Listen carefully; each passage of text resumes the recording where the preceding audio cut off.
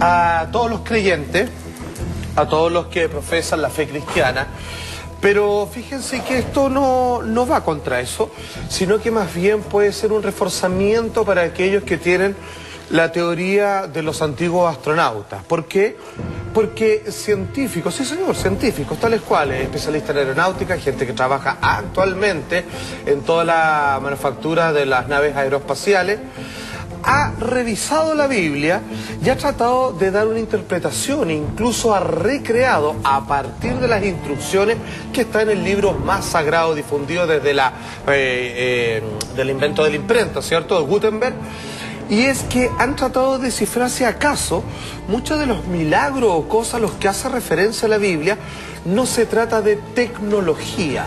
Y cuando hablamos de tecnología y cuando hablamos de ángeles, algunos dirán por ahí, y lo insisto, lo digo con todo el respeto del caso, hay quienes afirman, aquellos que establecen la hipótesis de los antiguos astronautas, de que en realidad los ángeles son sencillamente extraterrestres, hombres del futuro, y que todos o varios de los prodigios que están incluidos en este libro sagrado que es guía y fe, camino y todo para los cristianos, estarían hablando sencillamente de la interpretación de hombres de la antigüedad, de la raza humana, que al no tener un referente claro, lo describen como fuego en el cielo, serpientes aladas, como nubes prodigiosas que generan calor y armas destructivas o que pueden generar alimentos.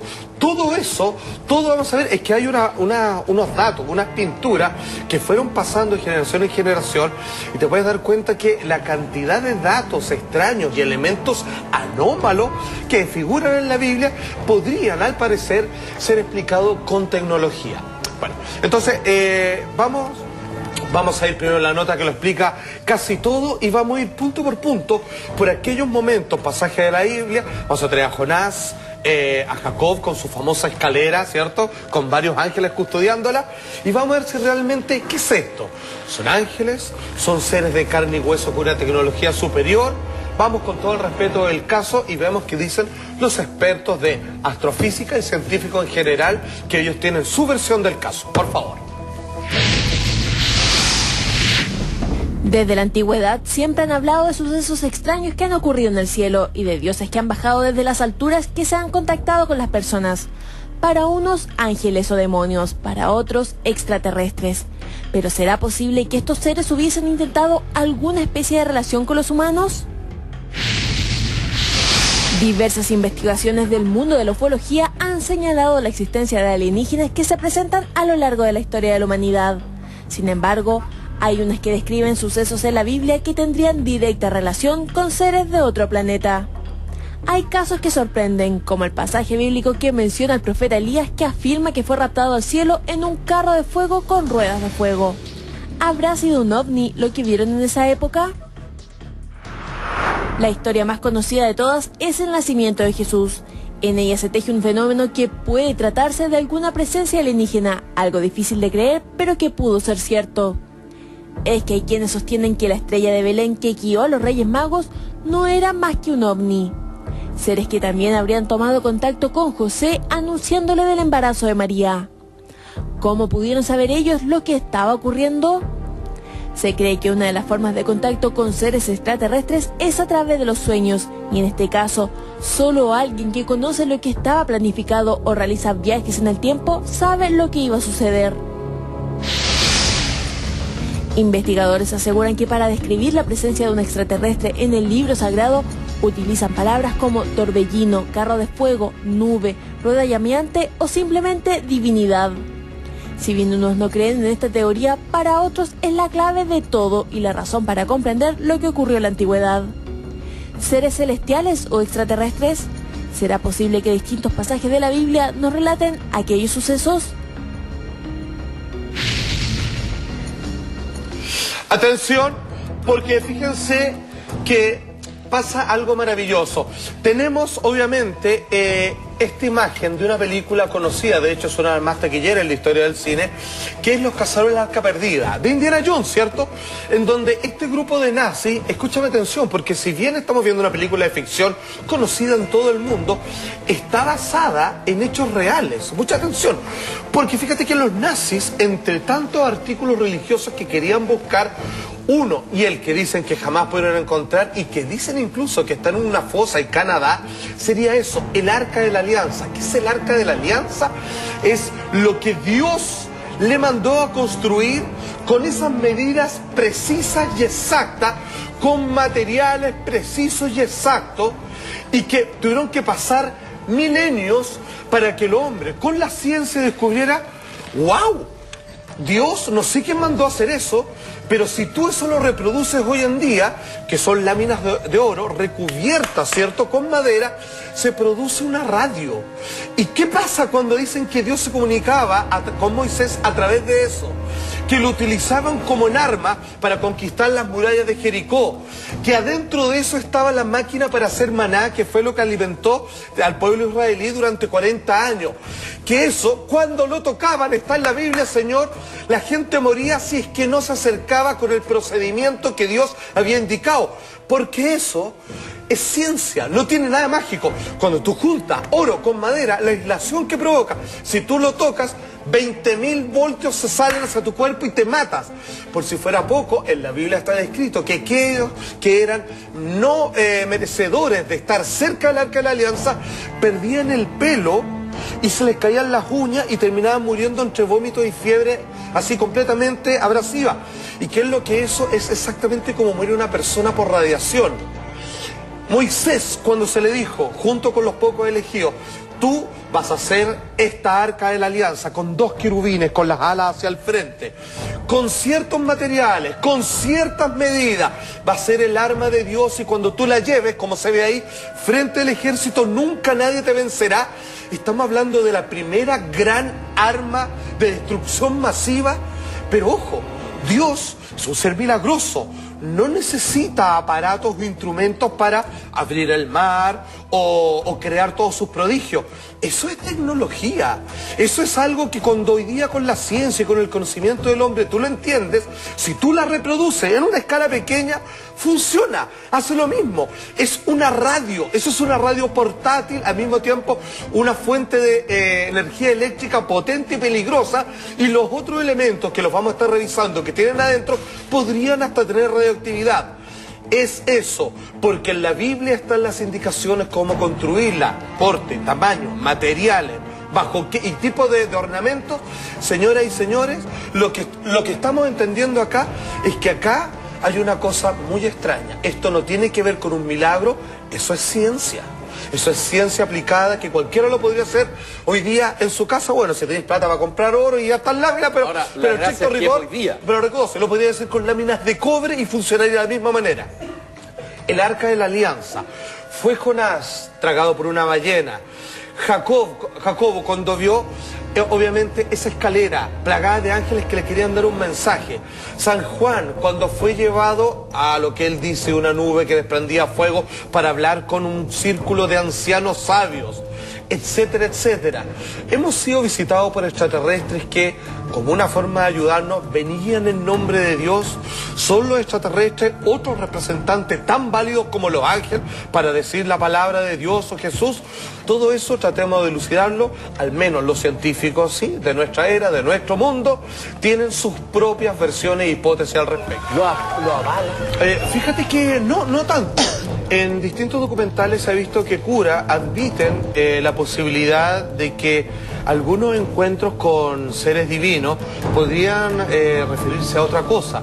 Que obviamente estamos viendo hombres de la antigüedad que no tenían puntos de comparación, trataban de describir lo que veían conforme a imágenes reconocidas dentro de su cotidiano, pero que hoy día, si tú tratas de seguir al pie de la letra, parece ser un fenómeno que hoy día cualquiera entendería, como por ejemplo un cohete a reacción. Sin ir más lejos, en Ezequiel 1:4 dice el propio profeta, atención, ahí lo vamos mientras vemos imágenes, dice: mire y vi cómo venía del norte un torbellino, una gran nube, atención, algo que se desplaza por el cielo, ¿cierto? Y un fuego que se revolvía dentro de sí mismo, como un sistema de propulsión, ¿cierto? Como un fuego que obviamente está emanando de esta propia nube y que se revuelve porque claramente va generando humo y harto cagüena. Bueno, alrededor de ello, del objeto que generaba esto, había un resplandor, mira, ojo, y en su centro algo semejante a un metal. Claro, pareciera que estuviera describiendo... Como una nave espacial. Como una nave espacial. Un metal brillante que salía del medio del fuego. Obviamente, era el centro que generaba este fuego y que se desplazaba por el cielo. Pues Mullrich, que es un científico que ha trabajado en distintos proyectos para la NASA, él es el que fabrica los transbordadores, él es el diseñador principal, de hecho, de esa nave en cuestión, y que dijo, mira, necesitamos un sistema de propulsión para lanzarlo hasta la estratosfera y que de ahí solito despegue y sigue, etcétera, etcétera. Comenzó a leer línea por línea todos los textos de Ezequiel y dijo, a ver, le vamos a dar una interpretación, esto es como si me estuvieran describiendo una nave espacial, porque él decía que era como una rueda. Mira, atención, decía que era una rueda, mira, supongamos que esto fuera un plato volador. Decía que era una rueda, ¿cierto? Podría ser si fuera un plato más curvo, que podía desplazarse de derecha a izquierda, arriba a abajo, sin tener que dar la vuelta. Pareciera que estuviera describiendo un objeto que puede elevarse, ¿cierto? Y descender y moverse para donde quiera, sin necesidad de tener que girar o dar vuelta como una carreta. Entonces lo describe dentro de sus propias capacidades. Ok, dijeron, ok, si esto es una nave, y si que está apoyado, porque él dice, existen 4 querubines, o cierto, o 4 criaturas que tienen como alas, ¿cierto? Y que brillan, al igual que el metal, y que están sosteniendo este objeto luminoso, parecido al metal, que sale fuego y que viaja y vuela como las nubes.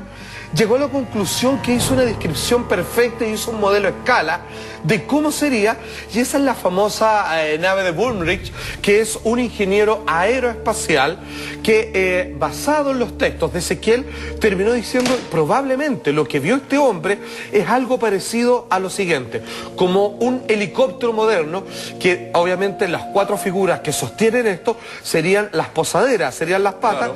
Y que obviamente cuando habla acerca de ojos se refiere a la cantidad de ventanas que es por donde se asoman estos seres que luego descendieron.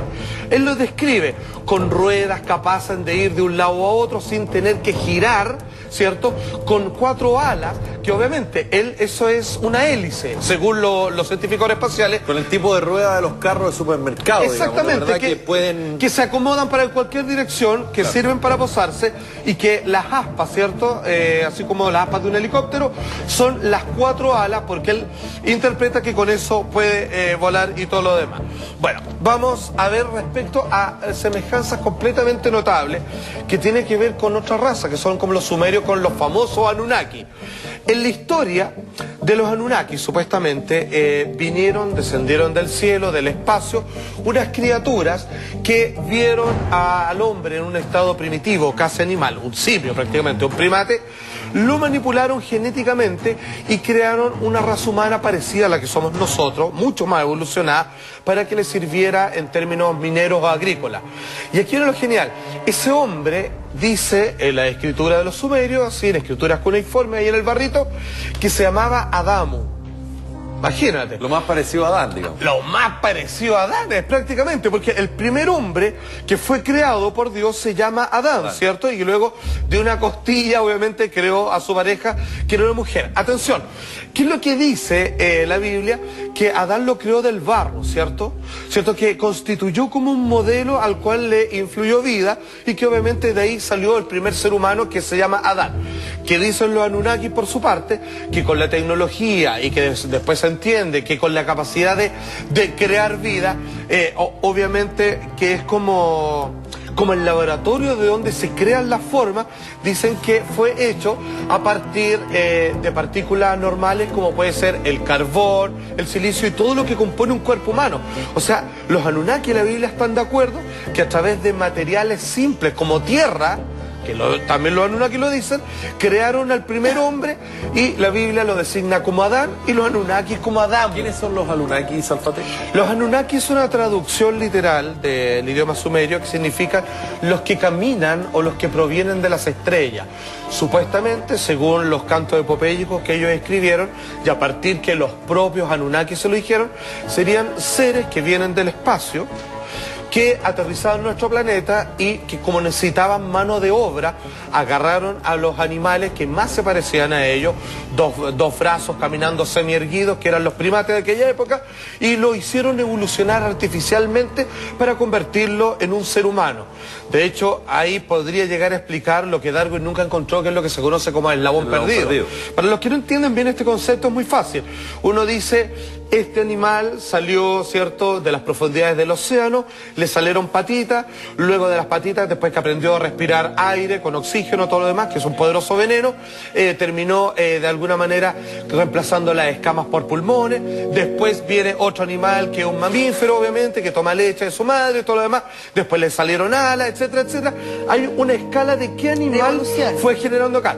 Cuando se habla del eslabón perdido, es que se entiende... Hay un salto. Hay claro, de cómo los primates van evolucionando, obviamente, el Neandertal, Cromañón, obviamente Homo sapiens, pero de repente entre medio hay uno, ¿en qué momento este mono, que estaba poco menos entre los árboles y recién así como juntándose en tribu, se convierte en un ser humano? Claro. Entonces, y nunca lo han podido encontrar. Claro, la obsesión, si se quiere, de la comunidad científica. Permanentemente está eso. Exactamente. Salfate, te puedo hacer una pregunta. Por favor. Cuando hablamos de Anunnaki o de seres extraterrestres, que en esa época, estamos hablando de 2000, casi 2000 años más atrás, y mucho más de hecho, existía ya un contacto, había una relación, los personajes descendían, buscaban gente para poder hacer, qué sé yo, una reparación o hacer una investigación. Ha pasado el tiempo, ellos siguen en contacto. Ellos, desde esa época hasta el día de hoy, su tecnología también ha avanzado así como nosotros hemos ido desarrollando nuestra propia historia. Se supone que sí, pero y hay que entender que ya en aquellos tiempos, estoy hablando de más de 5000 años antes de Cristo, en los albores de la humanidad, ellos... Ya eran superiores. Ya eran superiores, no, sí, claro, tenían una tecnología completa, pero quizás más atrasada, como parecía la nuestra quizás, que al parecer las naves utilizaban sistema de propulsión, o sea, carburante, o sea, lanzaban fuego y con eso se impulsaban. Fíjate que incluso las tablas sumerias son muy importantes. Y mira qué loco, ¿ah? Fíjense que cuando todos esos datos, todas esas tablillas originales, ¿saben dónde estaban? En el Museo de Irak. Y cuando comenzó la invasión de Estados Unidos, ¿sabes lo primero que hicieron? Se robaron. Se fueron al museo. Así dijeron, miren, ¿y para qué esta guerra? ¿Para encontrar armas de destrucción masiva? No, sabemos que era el petróleo, pero lo loco es que apenas entraron en la ciudad, se fueron todos los milicos así, pero derecho al museo, y se llevaron todas esas tablillas, digamos, que muy pocas se conservan actualmente en el museo original. Pues bien, ¿saben lo que querían? Porque fíjate que son tan completas esas historias que dicen, ¿qué querían los Anunnaki? Los Anunnaki querían particularmente algo muy específico, que era oro. Y se entiende, fíjate, el oro, dentro obviamente de la tabla periódica de elementos, es un material puro, que no se echa a perder, no, digamos, no se degrada en el tiempo, es un tremendo conductor, tanto de electricidad como de información, y un montón de otras cosas. O sea, claramente, digamos, al parecer, digamos, eso es lo que andaban buscando y crearon a la raza humana artificialmente para generar o sacar todos estos minerales preciosos de la Tierra. Perfecto, mira, y por eso así también podemos llegar a lo que estaba hablando anteriormente, que se usa el oro para hacer esta arca. Exactamente. Que está constituida de cierta manera. O sea, hoy día el oro sigue siendo un metal que es como bastante poco accesible para todo el mundo. Claro, es un material precioso, digamos, que fue, al parecer, heredado de estos mismos seres, que después los que quedaron acá, los que construían pirámides y todo, estaban obsesionados con el oro, probablemente porque lo aprendieron de sus profesores. Y en la época, y siguiendo en los tiempos, todos los bancos, su gran fortuna tenía que ser las barras de oro. De hecho, quedó la herencia, digamos. Exacto. Claro, podrían haber elegido cualquier cosa, pero el oro fue lo que quedó.